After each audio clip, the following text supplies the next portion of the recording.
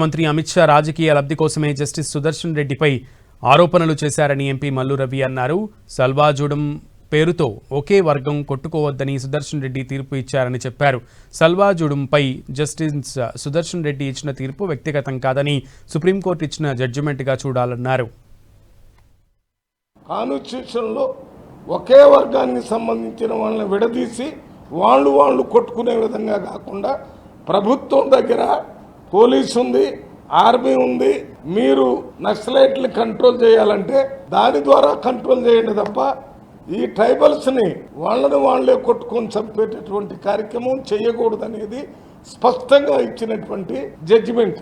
ఈ జడ్జిమెంట్ని మరి పూర్తిగా అమిత్ షా గారు చదివారో చదవలేదు, లేక దీన్ని ఇంకో రకంగా చెప్పటం వల్ల వారి పార్టీ అభ్యర్థి గెలవటానికి ఉపయోగపడుతుందని చెప్పారేమో తప్ప సుదర్శన్ రెడ్డి గారికి నక్సలైట్లకు సపోర్ట్ చేశాడు ఈ జడ్జిమెంట్ ద్వారా అనేది పూర్తిగా అసందర్భమైంది, నాన్ కాన్స్టిట్యూషనల్.